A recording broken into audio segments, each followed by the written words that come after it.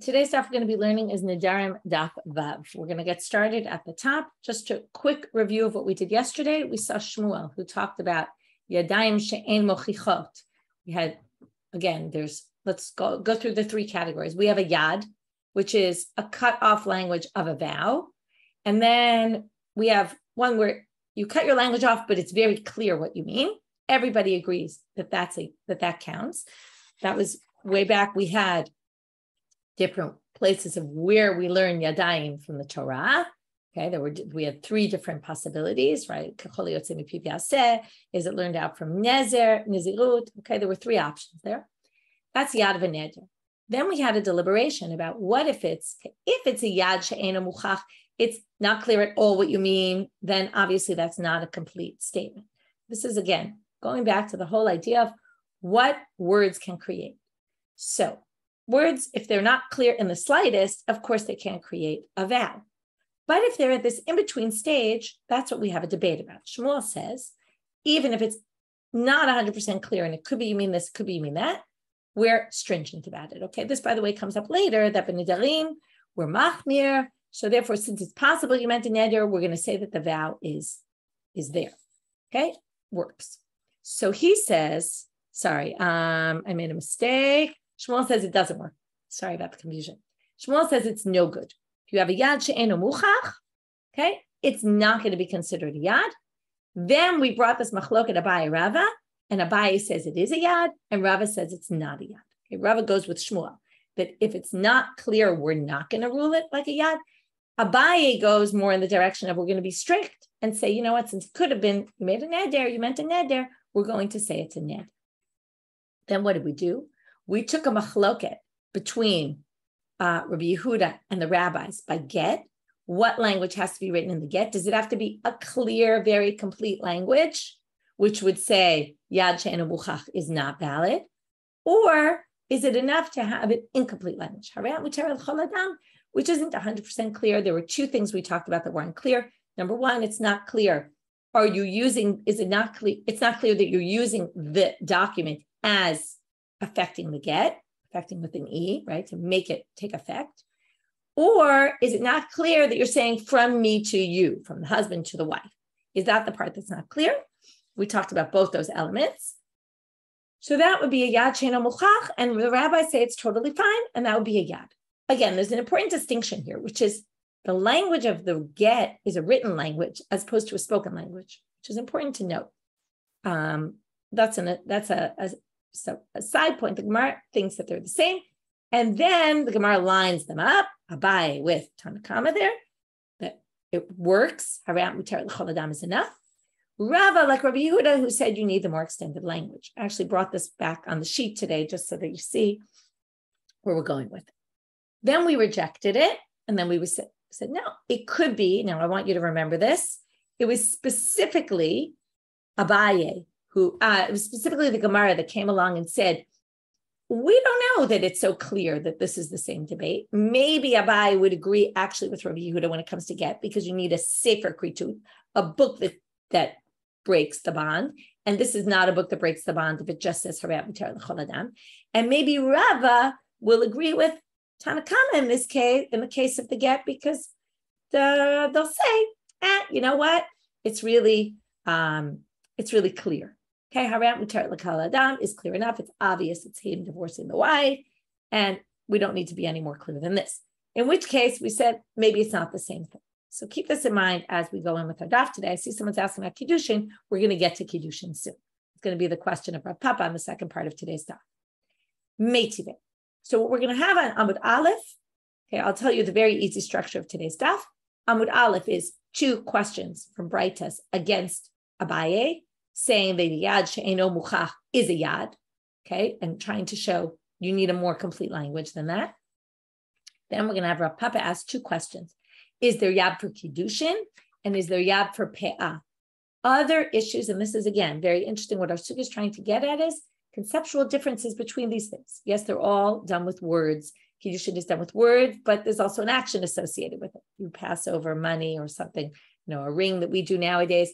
Can you have an incomplete language about it? Would it work like a neder? Is it like a vow in a sense? What about peah? What about the corner of your field that you designate for the poor people.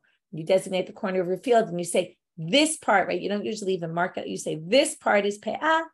Would that be, if it's not clear, would that be the same as a vow? Would it not be? Would we say there's a law of yad there? Interestingly, we're not going to get to answers. Papa's just going to ask us questions. We actually don't have an answer. So let's go with our first two questions against Abaye. The first one is a braitot that says meitive. Hare meitive is a question, it's a word saying we're introducing a Tanaitic source to contradict an Amora. Hare hu alai, hare ze alai, asur mipnei shu yad lekorban. If you say, this will be upon me, or this will be, right, this is upon me, or this is upon me, just using whether who or ze, it doesn't really matter. It's asur because it's a yad for a korban. At this point, the Gemara assumes yad lekorban means a korban. You can use the language of sacrifice to forbid something to you also as a neder, as a vow. So this is a korban, that makes it forbidden to you. So it sounds like they're saying this is a neder, okay? This becomes forbidden. Now, Gemara assumes, what about this makes it forbidden? Because you said the word alai, this is forbidden to me. Tama damar alai hu da'asur. Aba lo amar alai, lo. But it sounds like if the word alai was not there, and it just said, this, behold, this is, without saying, this is for me. Right now, it's not a huge difference. This is for me or this is. Either which way, you didn't say the key word, which was forbidden, right? This is a neder, this is a korban, this is something. You missed that important word. That makes it a yad. But it seems clear here, you need the word alai. Alai would make it a yad muchach. Alai means on me, meaning this is on me, meaning this is forbidden to me. The same way you would take a korban. If you would take a sacrifice upon you, you want to designate an animal for sacrifice, you'd say, right, this is for me to bring as a sacrifice. Okay, there actually you would say hare ze korban. And you wouldn't even have the word alai, and we're going to come back to this soon. But if you say something's forbidden to me, you'd say hare ze alai isul, or hare ze alai neder, or you'd use some word. So this is a cutoff language. And because you said alai, it works, because that makes it clear. But if you had just said harehu, sounds like it would be a yad she'eno muchach. It's not clear language. And what does it say here? Now, it doesn't actually say it here. That's important to note. But because it says hare ze alai, or harehu alai, if it just said harehu or hare ze, that wouldn't be an issue. That wouldn't be, it wouldn't be a valid vow, which would be a tiyuv to Abaye. Go against Abaye. Let's say, what do you mean? That's a yad she'eno muchach. A yad she'eno muchach should be valid. To which, right? So Amar lecha Abaye. Abaye again could answer the following. Tama amar alai hu da'asur. Aval amar harehu v'lo amar alai. It doesn't work for a different reason. Now, before we go on, there's three different options of a yad. There's a yad that's clear. There's a yad that's totally unclear. We don't know what on earth you mean. And then there's a yad that's in the middle. It's eno muchach. It can't be proven, but it's likely you meant to forbid something upon yourself. It's just not clear enough. So comes Abaye and he says, this is in category 3, the most extreme category, the most unclear category. How do we know you're even making a neder? You're calling this a yad leneder. Who says it's a yad leneder? No, in a minute we're going to see they don't actually call it yad leneder. They call it a yad lekorban. It's going to create a little issue here. But Abaye says, or again, Abaye could say, he's not here to answer, but we could answer for him. The reason why, if you said alai, it's going to be asur, and harehu is not, if you got rid of the word alai, is because harehu dehevker, harehu ditzdaka kamar. You could have meant harehu could mean lots of things. Harehu could be I'm giving this to charity. Harehu could be I'm making this ownerless. And all the more so, it's more likely you said that than harehu, it's forbidden to me, because the language of hefker or tzedakah is, now notice, if you said harehu alai, if you wanted to do a neder, you would have to say harehu alai, because a neder is usually for yourself, or maybe you're making something for somebody else. So you would say, hare, this is for that person. Asul. It would be a 4-word statement. This is cut, right? So if you say hare ze alai, you've cut off one word. Think of like the game bingo, and each time you take, right, that song bingo, you take off one letter each time. So I don't know, what's the song we used to sing when I was a kid?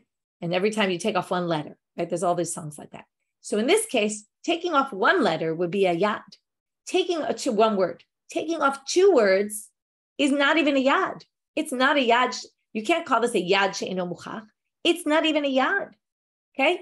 If it were for korban or hefker or tzedakah, you could say it's a yad, because those were 3-word statements: hareu korban, hareu tzedakah, hareu hefker. But this is a yad for a neder, and it's missing 2 words. It's not even a yad. So basically, Abaye could say, why are you questioning me, saying this is a yad she'eno muchach? It's not even a yad. Forget about this, not muchach. It's not even a yad. But the Gemara says, but wait, what did the braitot say? And this is where originally they said yad lekorban just means yad leneder. They say v'ha mipnei shu yad lekorban katani. It's a yad for a korban, not for a neder. For a yad for a korban, it would be a yad she'eno muchach, because it's basically harehu korban. It's only missing 1 word. Theoretically, this could be a yad she'eno muchach. Okay? So because of that, that's not really a good answer. And therefore, they come up with a different answer. Until now, we assumed, and this is a big assumption we made, and the Gemara is going to now make an opposite assumption, which is similar to something we did with Shmuel in yesterday's daf, which is, we assumed, Harei ze alai is asur, that's what the braitot said, which made us jump to the conclusion that Harei hu, without anything, would be mutal, would be permitted. It wouldn't be a neder at all. And that's why we raised the question on Abaye. And we're really left in the end with, it does seem like a yad she'eno muchach, because it's a yad for a korban. Yad for a korban is only missing 1 word. Harehu could be harehu korban. And theoretically, that according to the braitot, again, according to our inference from the braitot, would not be valid, which would go against Abaye, who said a yad she'eno muchach is a yad, and this seems to say it's not a yad. To which the Gemara says, no. Let's explain Abaye differently, the way Abaye reads this braitot. Ela ema tama ze amar alai hu da asur v'chavero mutar. Aval amar harei hu shneim asurim didilma harei hu hekdesh kamar. Now we're going to say it's not that we're going to infer that harei hu is meaningless. Harei hu is more strict, the opposite direction. The braitot just said harei hu alai, and what did it say? It's asur. Now if I say harei hu alai, this for me will be, right, you're saying for me. You didn't say the word forbidden, so it's cut off language, but it's clear you meant forbidden. What's the halacha according to the braitot? It will be forbidden to me and not to anyone else. We discussed this in the introduction to the Masechet, where we said neder is unique in the sense that I'm forbidding something to me and not to anyone else. Whereas if I say something is a hekdesh, for example, if I say it's sanctified, so if I were to just say harei hu, here they're going to infer something different from the braitot. The braitot said, harei, the alai will be forbidden, and the other one won't. It's not the other one won't. The other one won't be forbidden in the same manner. This one will be forbidden to me only. Harei hu, which is much more general, could be understood more simply, since it's missing 2 words to be a neder isur, which is I'm forbidding something to myself. It would be, harei hu could be understood, and again, if we're going to go machmir, we're going to be stringent when it comes to vows. So we're going to say harehu could mean harehu hekdesh. Maybe you're saying this object is sanctified to the temple. If I'm sanctifying the object to the temple, it's forbidden to everybody. So now we're going to say, according to Abaye, of course a yad she'eno muchach is a yad. And in this case, it's just a yad for hekdesh, and therefore it's going to be forbidden across the board to everybody. Okay? And therefore we end up with a different understanding of the braitot, which then won't contradict Abaye. Second question against Abaye. Meitive. Harezo chatat, harezo asham. Normally, the way I take a korban upon myself, a neder or a nedava, you say harezo chatat. Okay, this is called the neder. You're putting it on the animal. This animal will be for me, but normally, what kind of sacrifices can you take voluntarily? Korban olah, which goes up all entirely to God, or korban shlamim, where the owners eat part of it, peace offerings. Those are the offerings where you generally bring as voluntary offerings. A chatat and an asham are types of sin offering, a guilt offering. Both of those come when you do a particular action that's wrong, and you then bring a sacrifice to atone. You can't bring them as a voluntary offering. There's no such thing. So if you say the language, harezo chatat, harezo asham, you can mean one of 2 things. Either you want to say, I'm voluntarily bringing this to the temple, which you can't do because there's no such thing. Or you're saying, I owe a korban chatat, let's say I owe a sin offering, this animal will be for my sin offering. So if you said harei zo chatat, and you didn't say my sin offering, you just said this is a sin offering, this animal. Even if I actually owe a sin offering or a guilt offering, lo amar klum, it's a meaningless statement. Why is it a meaningless statement? Presumably because it's a yad she'eno muchach. Because I didn't say the important part, which is it's for my sin offering. Maybe my friend needs a sin offering also to bring. It's true, I have one to bring, but maybe they do. When I said this animal is for a chatat, maybe I meant for someone else, right? It's not the clear language that we normally use to designate a korban. You would normally say, and this is what we're going to see right now, harezo chatati, harezo ashami. This is for my sin offering. This is for my guilt offering. Then imayam mechuyav dvarav kaimim. Now it's listened to two.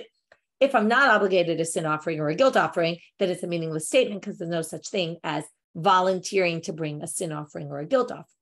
You can only bring those, as I said, if you're obligated. But if I am obligated to bring one because I did something wrong, and I said, this is for my sin offering, this is for my guilt offering, it would be effective. So tiyuv Abaye, the first part is a tiyuv Abaye, because again, it's really a yad she'eno muchach. Again, a yad she'eno muchach is it's not clear what I'm saying, although it's likely that what I meant to say was this is for my sin offering, and yet we say it's not a valid statement because I even have a sin offering to bring. I'm supposed to bring one, and I said this is for a sin offering. I just didn't say it's for my sin offering. It's not effective. This seems to go clearly against Abaye. And in fact, Abaye is pushed into a corner that the only thing we can say to this is, Amar lecha Abaye, Abaye can answer, Hamani Rabbi Yehudahi. When you take a braitot and you question an amora from a braitot, if he has no other answer, the best answer he could give is, and if he can't explain it according to his approach, the best answer he could give is, what I hold is part of a Tanaitic debate. That braitot that you're quoting me to question my opinion can't be a question against me because it just holds by the other opinion. And we already know that there's a machloket, Tanakama and Rabbi Yehuda by get, about yad she'eno muchach, is it a yad or isn't it a yad? So comes Abaye and he says, that braitot is Rabbi Yehuda. Rabbi Yehuda holds, haram mutar l'chol adam doesn't work, right? He holds yad she'eno muchach doesn't work. And therefore, I'm just going to say that braitot is Rabbi Yehuda's position. Now, what did we do at the end of yesterday's daf? And we reviewed it at the beginning of today's daf.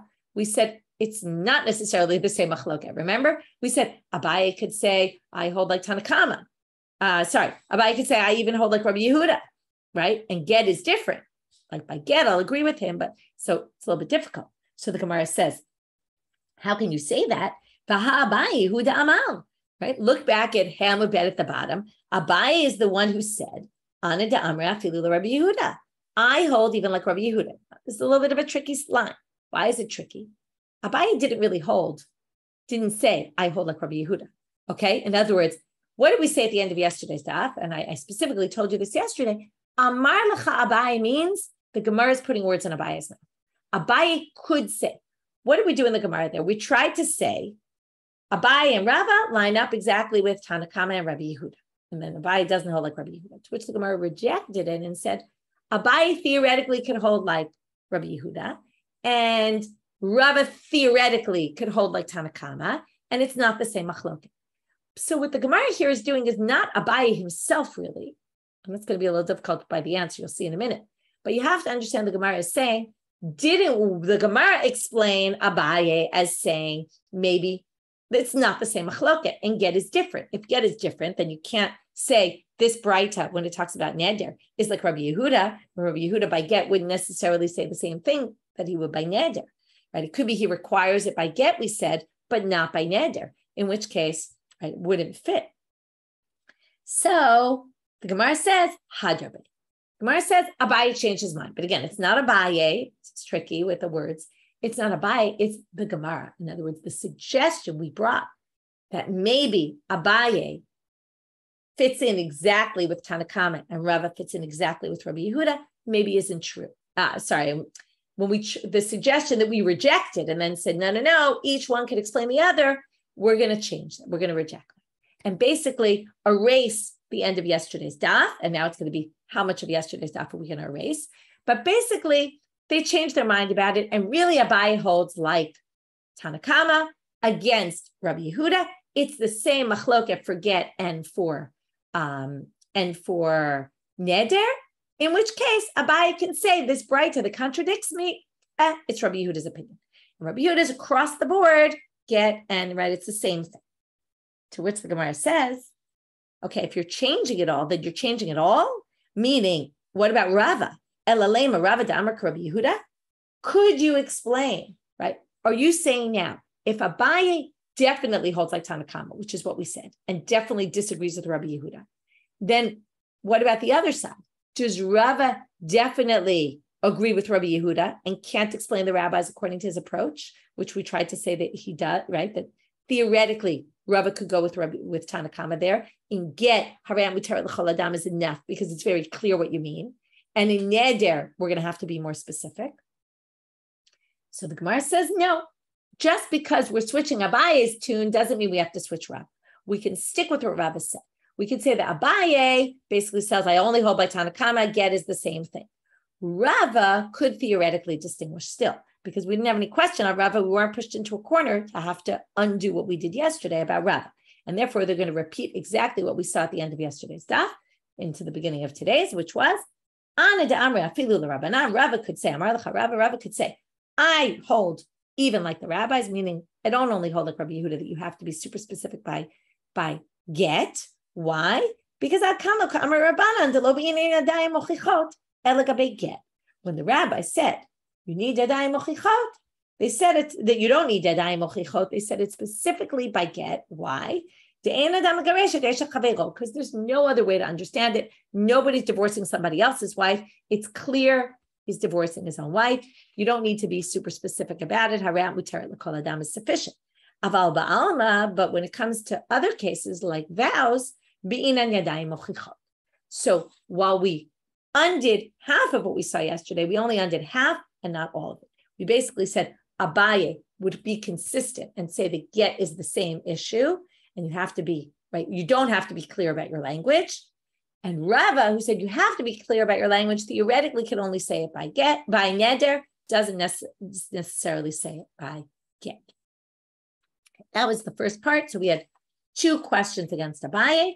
The first way we answered it was to it was all from an inference from a braitot, so we just inferred kind of the opposite from, right, somewhat the opposite, but something different from it. Instead of saying, if you don't say the word alai, it's nothing, we actually say, if you don't say alai, it's actually worse.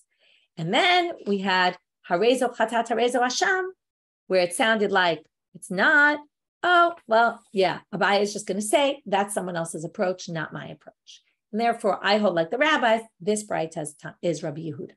And therefore, he resolves the contradiction against him. Again, it's not him, the Gemara coming in place of Abaye. Now we get to our two questions. By Rav Papa. Papa's going to ask two questions. As I told you before, there's not going to be an answer. Yesh yad kiddushin olo. Is there such a thing as yad for kiddushin or not? If you use a cut-off language. Now, cut-off language here is going to mean something a little bit different. Hechidami. What's the case? Now, this is going to be a little, you wouldn't really find this nowadays, right? I was at a wedding last night. Definitely this kind of thing didn't happen. Where Amar la li isha harei mikudeshet li, v'amar lechaverta va'at nami. If you want to say Elaim, I mean, it's always going to be rejected. If you want to say, what's the question? The question is about a case like this, where he turns to one woman and says, you're betrothed to me. And then he says to the woman next to her, and you too, which thankfully didn't happen at the wedding last night, pshita.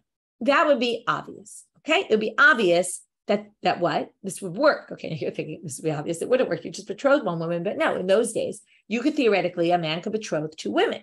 So right nowadays, we can't do that anymore. It's not Rabbeinu Gershom, so it wouldn't really be a problem. But in those days, if you did that, pshita, hainu kiddushin atzman, that's not called a yad. That is very clear. Why is that very clear? Because you said, Harat mikudeshet li kedat Moshe b'Yisrael, and then you turned to someone else and you said, and you too. And presumably you gave money. Okay. Now you might have given, some of the commentators said maybe you gave money to one woman and you were basically appointing her like a messenger to give to the other woman without getting into all the details of the messenger and what the case was exactly. But basically there was money for both. And you basically said, you're Makudeshet li and you. Now, before we move on, let's move on and then we'll explain. Ela, kigon. So what must be the case? Kigon de amar la isha. Now, I want to be clear here before we move on. And I want to be clear because it's going to be a little bit unclear after, but they're talking here, and it's clear from the sugya, they're talking about a yad muchach. They're not getting into the question of yadayim she'ena mochichot, and if it's unclear. They're talking about clear language, but that's cut off language. Okay, so this, they say, isn't even cut off language, because that's full language. That's saying, you're mekudesh at me, and you too means, right? It's like you're saying ditto to the line before, which means it's as if you said the line twice. So that's a clear statement. What's a cutoff language? Says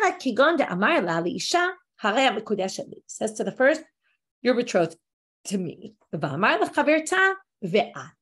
then he turns to the second woman and says, and you, without saying, and you also. So now, and here's where it gets a little tricky. Because now they're going to say it's not clear what he means. Now, it's a little bit weird because they're trying to prove a yad muchach and not a yad she'eno muchach. So some people explain this a little bit differently, which is not mi amrina means do we say, meaning you have to read it as, at least according to some interpretations, this one made sense to me. Do we rule as if we say that this is what he said? In other words, we assume it's a yad muchach, and that what he really meant to do is to marry her also, to betroth her, by saying ve'at, and you. But do we rule that at nami amar la lechaverta v'tafse b'kiddushin lechaverta? In other words, if we say yesh yad lekiddushin, then we'll say you're also betrothed, just like your friend. The at means it's a cut-off language. You too. You just didn't say the word too, right? T-O-O. So it works. Or odilma, or do we rule and say at chaze amar la lechaverta? It's saying, you see what I'm doing, right? And you means, and you see, and you're watching, and you see that I'm betrothing your friend. And then there's no kiddushin.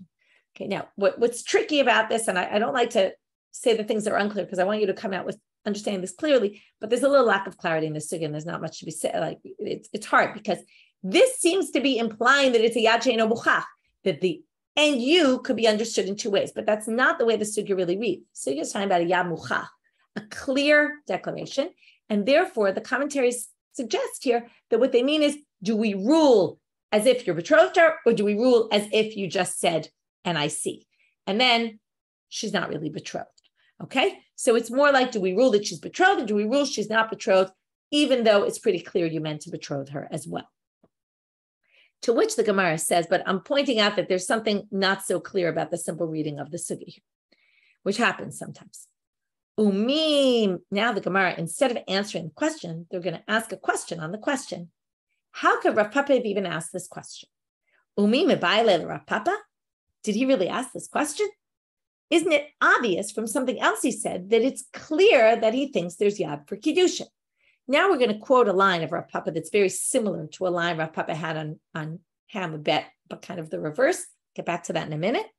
But in Masechet Kiddushin, where it's talking about kiddushin and all this stuff, and yadot in kiddushin, Amarle Rav Papa l'Abaye. Rav Papa said to Abaye, which was exactly, okay, it's almost exactly like a statement that Rav Papa said at the top of Ham a bet, which was, Rav Papa said, we'll get back to it in a minute. But Rav Papa says to Abaye, Mi Savar Shmuel, does Shmuel really hold yadayim she'em mochichot having yadayim? Does Shmuel really hold by kiddushin that a yad that's not clear is a yad, which would imply what?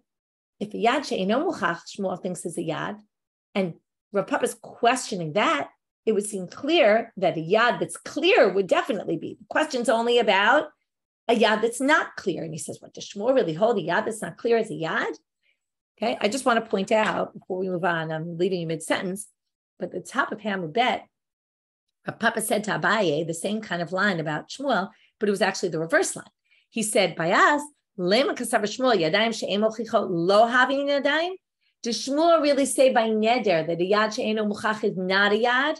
And Rav Papa said in kiddushin, does Shmuel really hold that a yad she'eno muchach in kiddushin is a yad? Obviously, Shmuel had different approaches in both places, and Rav Papa was surprised about each. Maybe because he knew about one, questioned that, found out, oh, it's true, and then kind of questioned the other, but he's saying the opposite. Okay, the Shmuel seem to have had an opposite approach by yadayim she'eino mechichot for kiddushin and for neder. But either which way, that's not the important part. I just, in case your head went to there, I wanted you to see the comparison. But the point is that how can Rav Papa question if a yad? Remember, you always have to keep this in mind. 3 categories of yadot. One is a yad muchach, a clear. That's not what we're talking about here. I'm sorry, that is our question. Sorry, that's our question. Yad she'eino muchach is what Rav Papa was talking about Shmuel. We'll talk about that in a minute. And then there's yad that's like totally unclear, and that no one thinks is a yad. So now Rav Papa said to Abaye, does Shmuel really hold a yad she'eino muchach is a yad? Which would imply, from there you can infer what? Rav Papa diyesh yad l'kiddushin.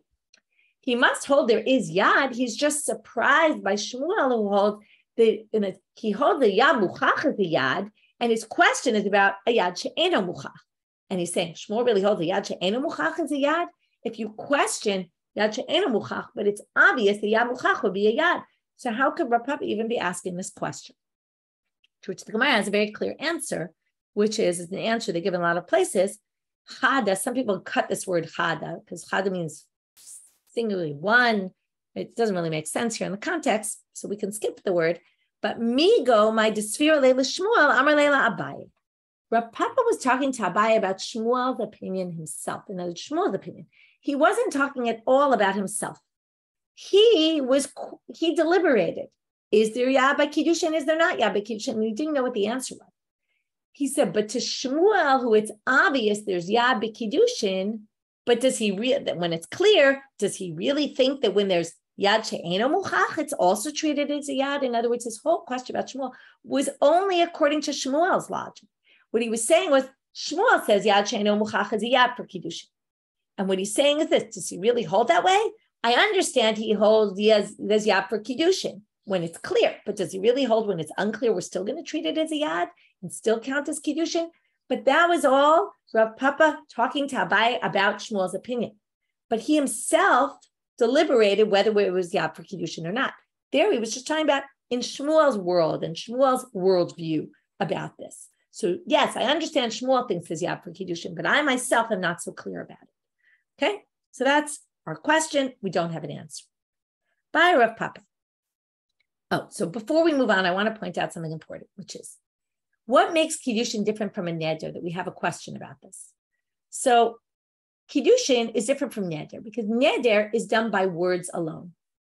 And that's why when you do something by words alone, again, this is part of the deliberation. I'm not saying this is definite, but one way of looking at it is since it's words alone, maybe even looser kind of words, less clear kind of words or cut off words, even though they're clear, but they're cut off, that's still going to be a creation of a neder.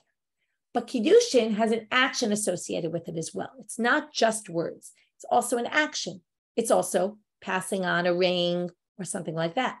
So now you might say, one logic would say, well, if there's an action and your words are less clear, it doesn't really matter because your action proves what you're trying to do, in which case there would be yad kiddushin. But the other alternative is to say, no, since it's not affected with words, but with actions and words, maybe your words have to be more clear. Again, it's not so logical. Why? But it could be it's just treated differently than neder. Neder is something that's exclusively words, nothing else. There's no action associated with your taking on a vow. So that makes kiddushin somewhat different from neder.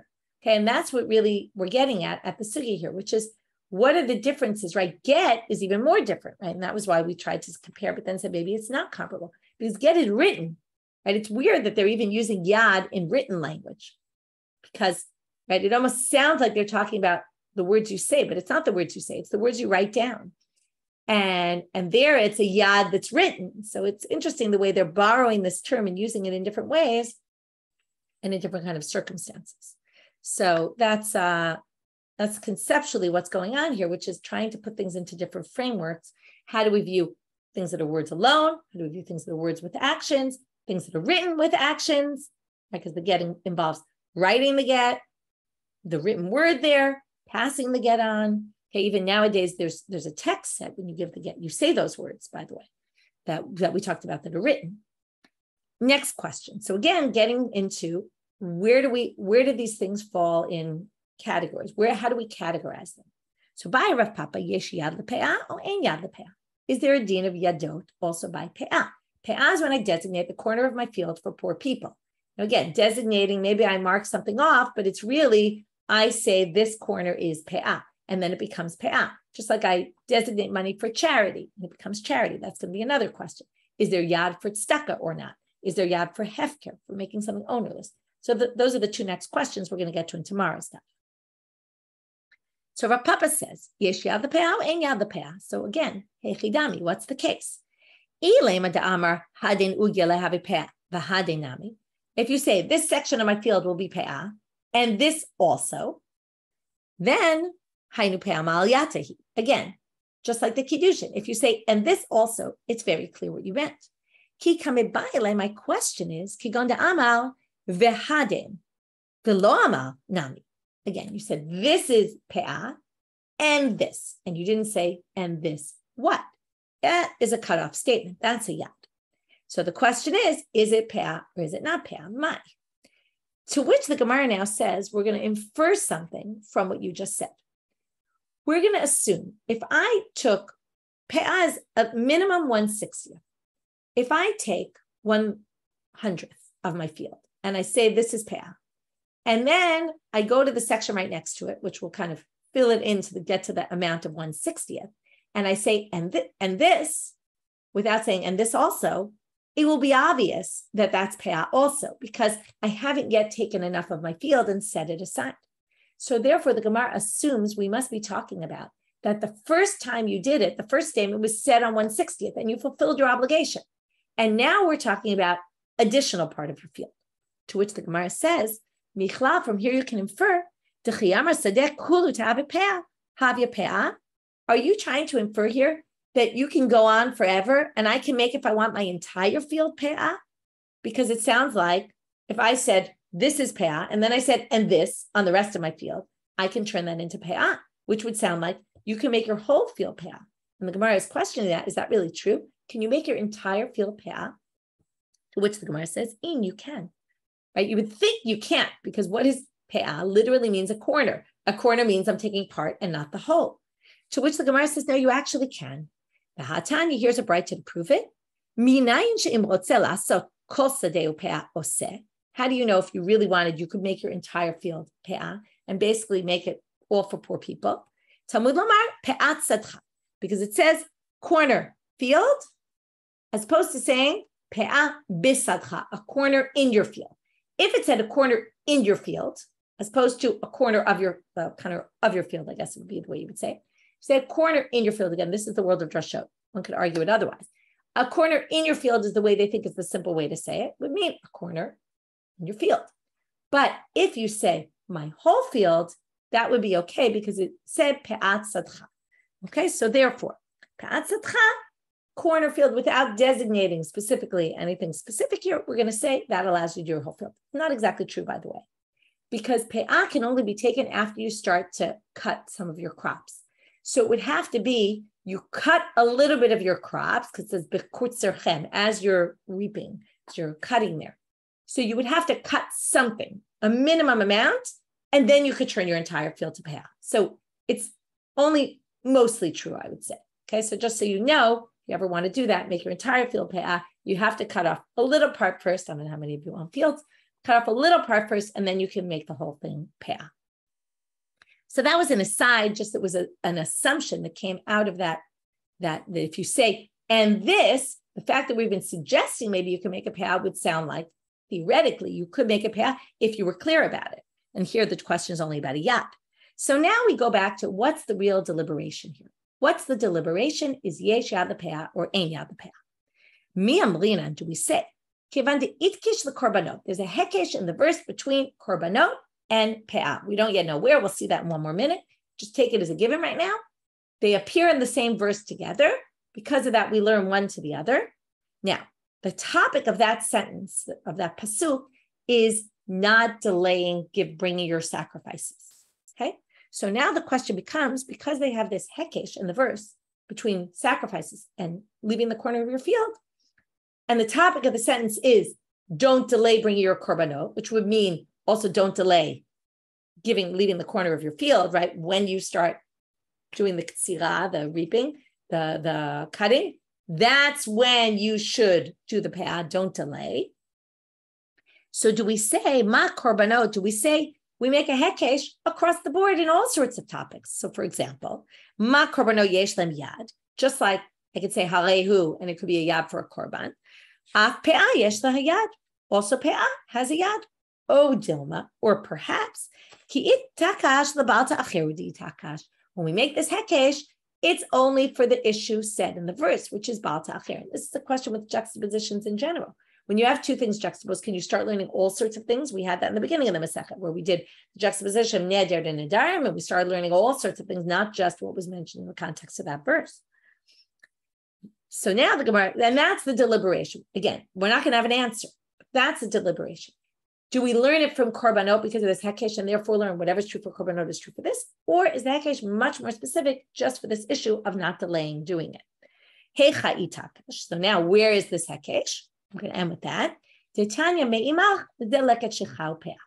without reading the pasuk, we don't understand what they're referring to. The pasuk is in Devarim, chapter 23, verse 22. It's a pasuk we saw already in this Masechet. Ki tidor neder l'Hashem, when you make a vow to Hashem, Elokecha, lo ta'acher l'shamo, don't delay paying it, do it on time. Ki darosh yidrashenu Hashem Elokecha, because God will demand it from you. Me'imach, from you. And you'll sin if you don't do it on time. Now, theoretically, the word me'imach is a little bit unnecessary. And from there, they learn, why does it say me'imach? It comes to teach you not just sacrifices, also, so this is funny, it's a hekesh on a drasha, right? This word me'imach comes to include zel leket shechal peah. Brief review, leket is when you're gathering in the fields and you drop some as you're gathering. So whatever you drop, you have to leave, unless you drop a certain amount too much. Like if you drop 3 already, you can pick them up. But if you drop 1 or 2, you have to leave. Shicha is what you leave behind when you're gathering your bundles. You forget a bundle behind, or 2 bundles. You have to leave them for the poor. And peah is the corner of your field. So those are all learned from the word me'imach. Therefore, they're juxtaposed in the verse. And the whole question is, are they juxtaposed just for Baal Ta'achir or also for all intents and purposes, which would include yad? And that's his question. And as I said before, we don't have an answer to the question. We'll continue with a few more questions tomorrow. Like I said, is there yad for tzedakah? Is there yad for hefker? That's it for today. See you all tomorrow.